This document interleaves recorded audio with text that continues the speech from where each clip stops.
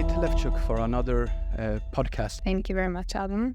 So, the question that all our viewers will be wondering, who is Kate Levchuk? I was born in a small Ukrainian village, have lived in about 7 different cities across the world, studied various things here and there, and currently I'm heading sales in a digital assets company in London. Apart from work, obviously, I have a lot of interest in futurism, technology, and of course, Ukraine, as I believe it is currently the most important topic that we are all facing nowadays. Those of our viewers who are frequent Twitter users might know you as Kate Goes Tech on Twitter. Correct. You have been living in Odessa for a couple of years, if I'm not mistaken. Probably since I was 4 till around 19 when I left and studied in the US. How has the war in general impacted the city of Odessa? In 2014, people in Odessa have been changing their perceptions and views on Russia quite dramatically. Personally, I never had any illusions whatsoever about the nature of Russian nation and the state, having had all my Polish family executed by Soviets. However, people in Ukraine did share some kind of brotherly feelings, which were shoveled down their throat by Russian propaganda. I don't think any of that is still having place in Odessa. So even if we are partially a Russian-speaking city, as it has historically been the case, people do not have any Russian identity and they are strongly Ukrainian. And yeah, the attitudes changed a lot. I have so many friends who were kind of pro-Russian, liberal towards Russian connections, appreciating our bonds, historical. They all hate Russia now. They are killing us. So any discussions, particularly by people who for some reason want to single out Odessa or Russian-speaking regions as something not Ukrainian enough, is only is only helping the Russian propaganda and Russian machine of destruction to divide our society into some kind of different types of Ukrainians, which is a lie, while we have absolutely unified nation that is looking into the future, regardless of the language they're speaking. Looking at the map, initially the Russian advance was very quick coming out of Crimea, and they made it across the Dnipro River, and they were on the outskirts of the city of Mykolaiv. From Mykolaiv to Odessa, I'm not sure, it's around 100 kilometers maybe a little bit more or less. Well, I don't like being a conspiracy theorist, but we have still many traitors in Ukraine that absolutely have to be dealt with very harshly. And the Chongar, which divides Crimea and main Ukraine, has been demined, allowing the Russian troops to enter Ukraine. I don't know if these people have been dealt with, but of course, if we have people internally who are working for Russia, it's very easy to help them kill us.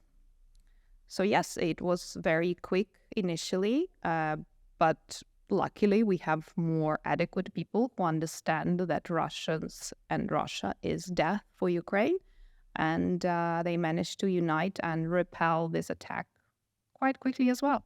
So here I think what's very important is the role of individual people, of individual Ukrainians who turned out to be absolutely glorious, fearless human beings like Kim, Zelensky, Zaluzhny.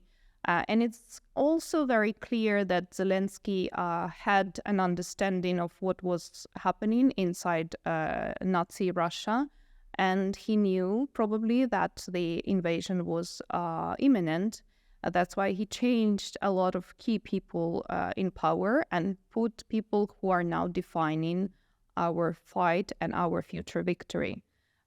So these individual actions of Zelensky, Kim, local people on the ground have decided the fates of all the cities that are now don't look like Mariupol or Bucha. You mentioned earlier the aspect of having traitors in place in certain important places. And I think if we look at the invasion of 2022 and we compare it with the situation in 2014, then it seems quite apparent that there was a significant change, especially within the army, within the security service. And those traitors, even if there still were some, they were much fewer than in 2014.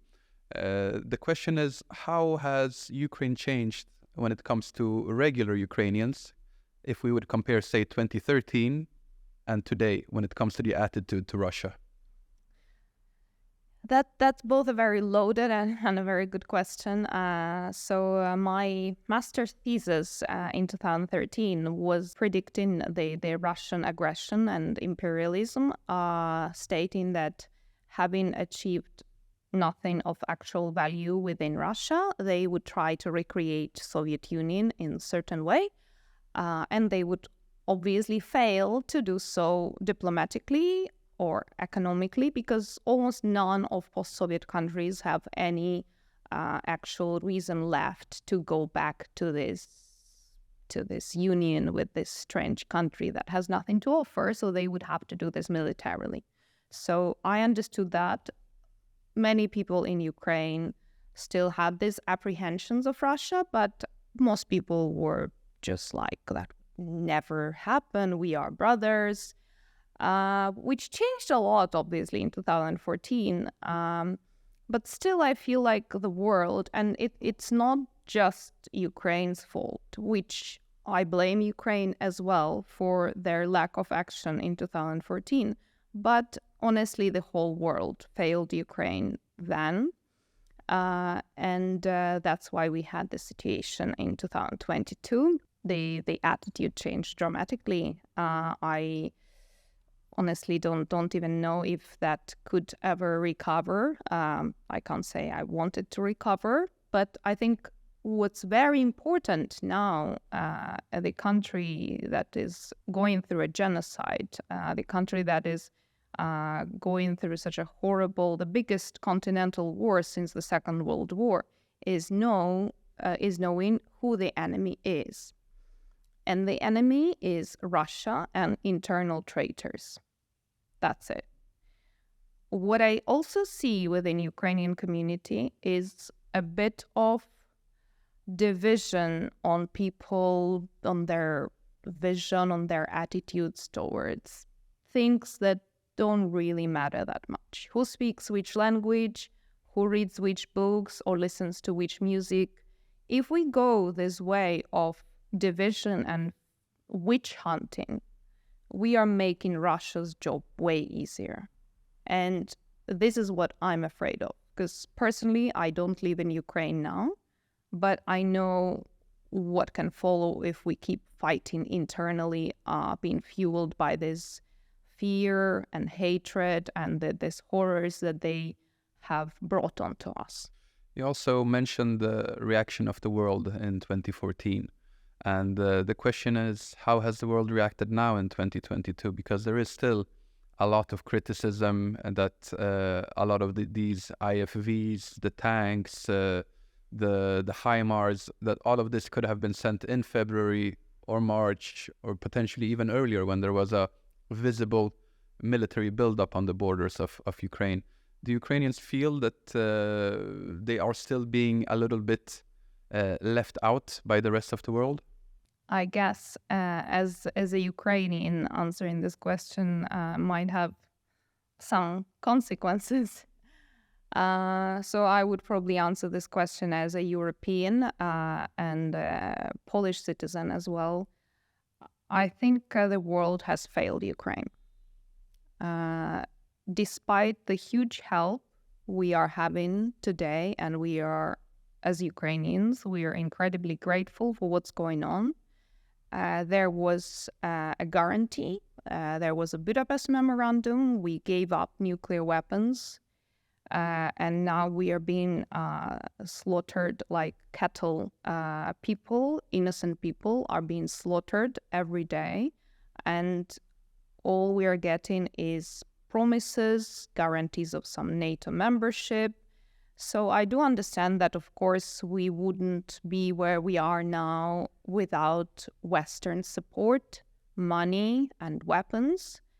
But none of this should have taken so long.